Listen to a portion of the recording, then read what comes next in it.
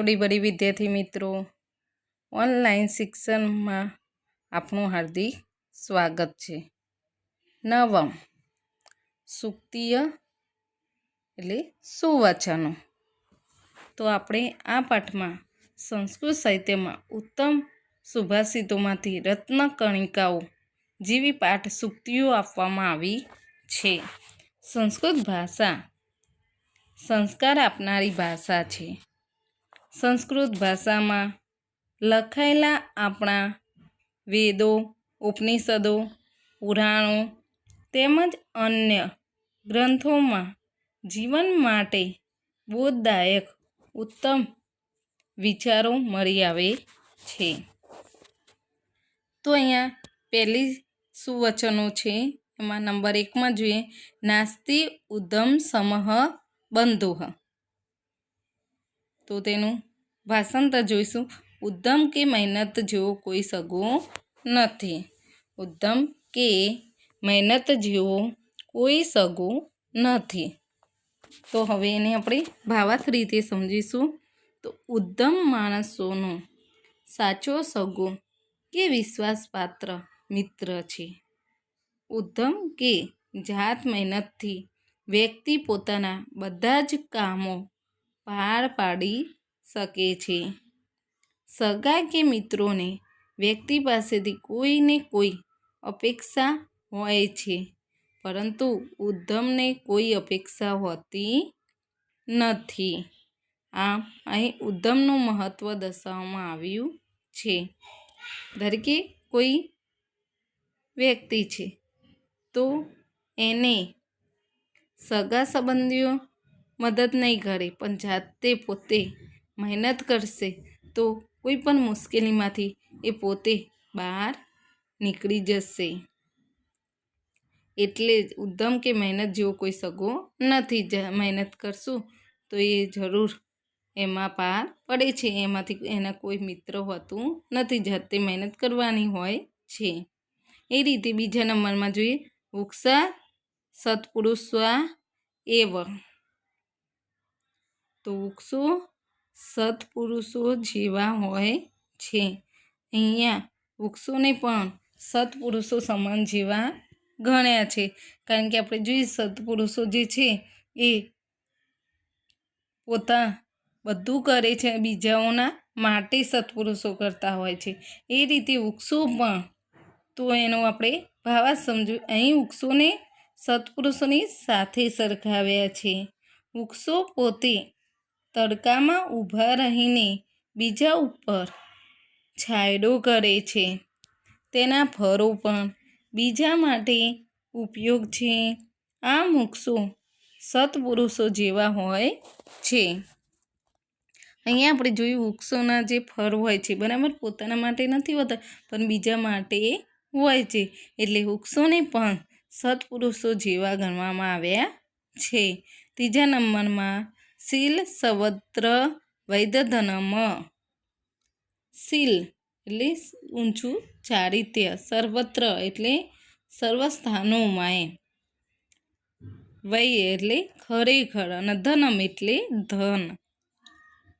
તો ભાષાંતર, શીલ કે ઊંચું ચારિત્ર્ય ખરેખર બધે જ ધનરૂપ હોય છે। શીલ કે ઊંચું ચારિત્ર્ય ખરેખર બધે જ ધનરૂપ હોય છે। તો એનો ભાવાર્થ જોઈશું। અહીં શીલ એટલે ચારિત્ર્યને જ સાચું ધન ગણ્યું છે। વિદેશોમાં વિદ્યા ધન છે, જ્યારે સંકટોમાં બુદ્ધિ એ ધન છે। પરલોકમાં ધર્મ ને ધન છે, પરંતુ ચારિત્ર્ય બધે જ ધન છે। જીવનમાં ચારિત્ર્યને સૌથી વધુ મહત્ત્વ આપવું જોઈએ। અહીં એવું કહેવામાં આવ્યું છે, જ્યારે વિદેશોમાં વિદ્યા હોય તો એ ધન છે એવું માને છે, પણ આપણે એવું માનીએ સંકટોમાં બુદ્ધિ જ એ ધન છે, અને પરલોકમાં પણ ધર્મ ને ધન માને છે, પરંતુ આપણે જે ચારિત્ર્ય છે એ બધે જ ધન ગણાય છે। આપણે જાણીએ છીએ આપણું ચારિત્ર્ય આપણા સંસ્કાર એ જ આગળ આવે છે, એટલે અહીંયા જીવનમાં ચારિત્ર્યને સૌથી મહત્ત્વ આપવામાં આવ્યું છે। નંબર 4, માતૃદેવો ભવ। આપણે પણ જાણીએ છીએ. તો આપણે ભાષાંતર જોઈશું. તું માતાને દેવ માનજે. તો અહીંયા ગુરુ શિષ્યોને દિશાત વચનમાં કહેવામાં આવે છે, જે હસ્ત ઝુલાવે પારણું તે જગત પર શાસન કરે છે. આ ઉક્તિ માતાનું ગૌરવ ગાન કરે છે. માતા પોતાના પુત્ર પુત્રીને સુસંસ્કારોના અમૃત પાઈને પ્રગતિના શિખરે પહોંચાડે છે. આથી માતા દેવતુલ્ય છે. તેનું માન, સન્માન અને પૂજન થવું જોઈએ. અહીંયા માતા બરાબર બાળકોને સંસ્કાર કઈ રીતે આગળ વધવું, પ્રગતિશીલ થવું, માતાના સંસ્કાર દ્વારા બાળક એટલે માતાને અહીંયા પણ ભગવાનના દેવ સમાન ગણવામાં આવી છે. એટલે અહીંયા કહેવામાં આવે છે માતૃદેવો ભવ, માતાને પણ તું દેવ માનજે. એવી રીતે 5 નંબરમાં સત્યમેવ જયંતે, તો સત્ય જ વિશ્વ પામે છે એનું ભાષાંતર થશે. સત્ય જ વિજય પામે છે. સત્યના માર્ગે ચાલનારને અનેક મુસીબતોનો મુકાબલો કરવો પડે છે, પણ છેવટે તેની જીત થાય છે. સત્યવાદી રાજા હરિશ્ચંદ્ર પર અનેક આફતો આવી હતી, પણ તેઓ એ બધાને પાર કરી ગયા હતા. આથી હરિશ્ચંદ્રનું નામ અમર થઈ ગયું છે. અહીંયા સાચું બોલનારને બરાબર ઘણી વખત મુસીબતોએ પણ આવે છે, પણ છેવટે સાચાની જય થતી હોય છે. ઘણા સંકટો પણ આવે છે, પણ જે સાચું છે એ સાચું જ હોય છે. એટલે અહીંયા સત્યવાદી જે રાજા હતા હરિશ્ચંદ્ર પર અનેક આફતો આવી, પણ તેઓ એ બધાને જ પાર કરી ગયા હતા અને આથી તેઓ પોતે અમર થઈ ગયા હતા. એટલે સત્યમેવ જયતે. અહીંયા 6 નંબર અહિંસા પરમો ધર્મ, તો અહિંસા શ્રેષ્ઠ ધર્મ છે. અહિંસા એટલે મન, વચન અને કર્મ, પરમ એટલે શ્રેષ્ઠ, એટલે અહિંસા શ્રેષ્ઠ ધર્મ છે. તો એનો ભાવાર્થ સમજીશું આપણે. જગતના બધા ધર્મોએ અહિંસાનો ત્યાગ કરવાનું કહ્યું છે. અહિંસાને જીવનમાં સ્થાન આપવાનો ઉપદેશ કહ્યો છે. મનુષ્યો, પશુઓ, પક્ષીઓ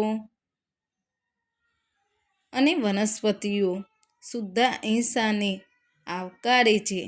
આ રીતે પોતાના જીવનને સુખ શાંતિમય બનાવે છે. અહિંસા છે તો મન છે આપણું, વચન છે ને આપણો કર્મ છે. આપણે કેવા કર્મ કરીએ છીએ એના ઉદ્દેશથી અહીંયા બતાવે. એટલે જગતના બધા ધર્મોએ અહિંસાનો ત્યાગ કરવાનું કહ્યું છે. અહિંસાને જીવનમાં સ્થાન આપવાનો ઉપદેશ છે એમ. મનુષ્ય છે એ પશુઓ છે, પંખીઓ છે, વનસ્પતિઓ છે શુદ્ધ અહિંસાને આવકારે છે. આ રીતે પોતાના જીવનને સુખ શાંતિમય આ રીતે બનાવે છે.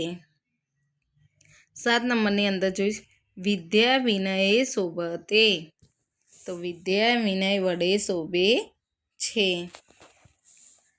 તો એનો ભાવાર્થ સમજ્યું. જીવનમાં વિનય અને શિસ્ત ન હોય તો વિદ્યાનો કશો અર્થ નથી. માણસ ગમે તેટલો ભણ્યો હોય, પણ જો તેનામાં વિનય ન હોય તો તેનું ભણતર નકામું છે. વિનય કે શિસ્ત ઉચ્ચ જીવન માટે આવશ્યક છે. બરાબર. માણસ ગમે તેવો મોટો વકીલ હોય, નેતા હોય, પણ પોતાનામાં શિસ્ત અને વિનય ના હોય બોલવાના શબ્દોમાં, તો એ પોતે ઉચ્ચ શિક્ષણ મેળવ્યું એવું કહી શકાતું નથી. એ ભણતર એનું નકામું ગણાય છે. એટલે આપણે પણ જાણીએ છીએ જીવનમાં એક વિનય એટલે કઈ રીતે મોટા વ્યક્તિ સાથે વાત કરવી, શિસ્તબદ્ધ રહેવું, તો એ વિદ્યાનો કશો અર્થ ના થતી. માણસ ગમે તેટલો મોટો હોય પણ તેનું ભણતર શિસ્ત વિનય ના હોય તો એ ભણતર નકામું છે. એટલે જ અહીંયા કહેવામાં આવ્યું છે વિનય કે શિસ્ત ઉચ્ચ જીવન માટે આવશ્યક છે. 8 નંબરની અંદર જોઈશું ઉત્સવ પ્રિય ખલુ જના. તો અહીંયા ઉત્સવ પ્રિય એટલે ઉત્સવ પ્રેમી, ખલુ એટલે ખરેખર, જના એટલે અહીંયા લોકો. તો ભાષાંતર જોઈ લોકો ખરેખર ઉત્સવ પ્રેમી હોય છે. તેનું ભાવાર્થ જોઈશું જે માનવ જીવનની ઘટમાર એવી છે કે દુઃખ પ્રધાન, સુખ અલ્પ થકી ભરેલી છે. આ પ્રસિદ્ધ કાવ્ય પંક્તિમાં જણાવે છે કે મનુષ્યના જીવનમાં દુઃખ વિશેષ પ્રમાણમાં અને સુખ બહુ જ અલ્પ માત્રામાં છે. આપણે જાણીએ છીએ બરાબર, મનુષ્યના જીવનમાં દુઃખ વિશેષ પ્રમાણમાં હોય છે પણ સુખ છે એ બહુ જ અલ્પ માત્રામાં જોવા મળે છે. આથી મનુષ્યો સુખ માટે આનંદ જગતા હોય છે. આથી તે વિવિધ ઉત્સવો, પર્વો, તહેવારો વગેરે ઉજવીને જીવનને આનંદમય બનાવવાની કોશિશ કરે છે. જ્યારે માણસ પોતે દુઃખી હોય છે ત્યારે આ બધા તહેવારો આવે ત્યારે ઉત્સવો, પર્વો, તહેવારો ઉજવીને પોતાના જીવનને આનંદમય બનાવવાની કોશિશ કરતો હોય છે. એટલે અહીંયા લોકો ખરેખર ઉત્સવ પ્રેમી હોય છે.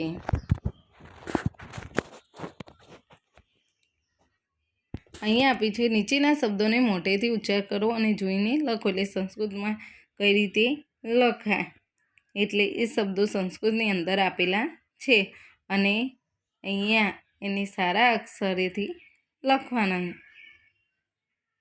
તો ઉદ્ધમસમ, સર્વત્ર, સત્યમેવ, વિનયન અને ઉત્સવ પ્રિય.